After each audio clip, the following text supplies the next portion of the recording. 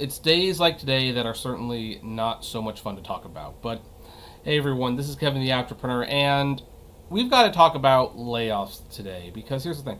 And I'm going to start by paraphrasing this because every single time I make a video about employees getting laid off, I get a barrage of comments from people saying like, hey, why do you care about the employees who are getting laid off and losing their jobs? I mean, here's the thing. They're a company. They're screwing us over. Why are you sympathetic to their needs? They're not helping us out. And here's the thing. Folks, of course the company is not helping you out. I mean, I've talked about these companies for a long time. I know they do not care about you. I also know what it's like to be unemployed. I also know that the top 3% of the people in the company, the shareholders, the CEOs, they do not represent everyone in the company. Most people who work at these gig economy companies are just doing a job. They're doing a job like you. They're coming in, they're punching out, they're taking their 30-minute lunch break. They are just trying to make it through. And yeah, they get paid a little bit more than a driver will. I mean, they've got the skills. They can program, they can market, they can do publicity. They have skills that warrant getting paid a lot of money. So look, I'm sorry that you don't think I should emphasize with people who lose their job through no fault of their own. Like, it happens. It happens. I know Uber, Lyft, Postmates, I know they all deactivate people fairly, but it doesn't mean that I think there's a sense of schadenfreude when a Uber or Postmates employee gets fired. Because why would I? They got unjustly terminated too by the same top brass. So I think that's something to be sympathetic towards. And also, during this time, during this whole pandemic, the more you hear about people losing their jobs, the more it's going to hurt and the longer it's going to take to get things back on track. Now, we're technically discussing 3 stories today, but we're going to kind of start from beginning to end. Now, the first story I have about these layoffs is that Airbnb has announced that they are laying off 25% of their employees. However, their CEO, and I have read the whole letter, it's way too long to read in this video, so I will simply link to it below. But their CEO did this correctly. First of all, here's the thing. Airbnb is going to be downsizing by 25% of their workforce. That is roughly 1,900 people out of the company's 7,500 total workforce who are going to lose their jobs. It's one of as this article has pointed out from Forbes, this is one of the largest layoffs that we've seen out of Silicon Valley due to the effect of the C virus. Well, here's the thing. Airbnb did a little differently. What's different about Airbnb is the manner in which the company informed its employees of its plans. Usually when companies engage in mass layoffs, it's a cold and clinical affair. A worker is called into a small, stuffy office with their boss, a human resources professional, and a couple of other managers. You're curtly told that you've been terminated as legal-looking papers are shoved in front of you that you're pressured to sign. The ink isn't dry, and then you're whisked into an elevator and escorted out of the building. They say that your personal effects will be sent to you. It's a cold withdrawal that leaves you sounding resentful. But here's what was different. Because according to a piece in The Verge, employees of scooter-sharing startup Bird fired 406 employees in a modern Black Mirror style. The impacted workers were asked to log in to a one-way Zoom call after being informed that all other appointments were canceled. A disembodied voice read a script informing the person that they'd been laid off. Their Slack and other accounts were shut off and given end dates. Airbnb took a very, very different approach, though. Airbnb, here's what they did. They actually told their employees, they didn't try to spin it. The CEO said, "We are collectively living through the most harrowing crisis of our lifetime, and as it began to unfold, global travel came to a standstill. Airbnb's business had been hit hard, with revenue this year forecasted to be less than half of what we earned in 2019. In response, we raised $2 billion in capital and dramatically cut costs that touch nearly every corner of Airbnb." The company is facing what most businesses, tech or not, are dealing with. The big questions for executives are how and when things will change, and when will things go back to the way before. Without having satisfactory answers while currently hemorrhaging money, companies have little choice other than to cut costs, which include downsizing workers. So here's the thing. he basically said that, yeah, we have to let you go. Money's not coming in. We don't know when this thing is going to end. And we don't know if people are going to feel safe, so we have to cut people. However, it was like a 2 to 3 page letter. And in that pages, the CEO praised the people who had worked with them, definitely expressed remorse. And here's the thing. They are actually going to be paying their employees severance. Like, there will be something along the lines of, what is it?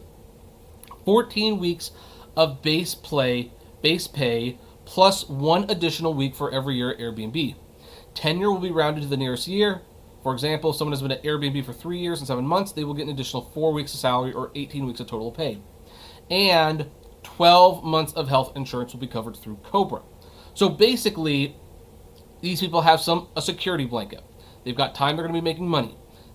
Their health insurance will not run out for the next year. They, in effect, have a cushion to look for other work, which is going to be difficult, by the way, because as we're about to see, they're not the only ones who are, doing this. The CEO is also going to be taking a pay cut, as will other executives, and that was pretty common. So here's the thing. If you ever get a chance to read the whole letter and search up Airbnb layoff letter, you'll find it. It's a very compassionate email. It's very well written. And look, it's a bad situation, and clearly no one wants to be part of those that are fired. But here's the thing. Unlike most companies, they're getting severance pay. They have their insurance still. No hard feelings. I'm sure they all got letters of recommendation. It's just, it was the correct way to do it if you had to do it at all. Now, Uber, by the way, isn't doing much of anything. They're laying off 14% of their employees, which will be around 3,700 employees. And, of course, they announced that it was because of reduced ridership. But here's what you will not find in Uber's letter. You will not find in Uber's letter, in fact, here's the whole letter. It's like a fraction of how long the Airbnb email was. There's no promise of severance pay. There's no promise of keeping your health benefits. Here's actually here's what it says. That's today's news, but as I said yesterday, all hands, this is one part of a broader exercise to make the difficult adjustments to our cost structure so that it matches the reality of our business. We are looking at many scenarios and at each and every cost, both variable and fixed, across the company.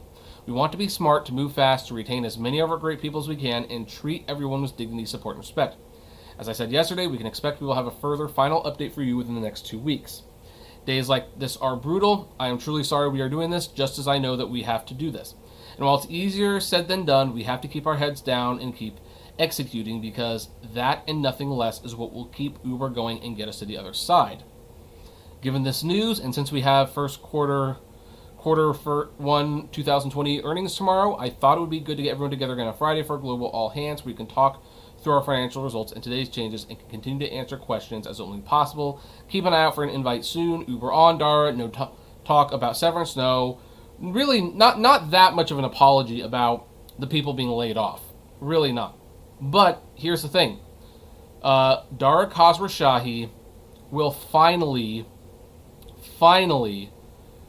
be agreeing to waive his base salary for the rest of 2020. Well, great. I mean, it was very, very late. I guess it's better late than never, but there you go.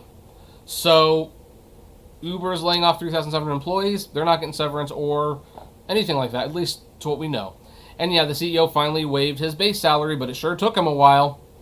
And on a final note, well, WeWork keeps cutting jobs. They are going to be cutting another 2,400. Well, let's see here. What are they doing?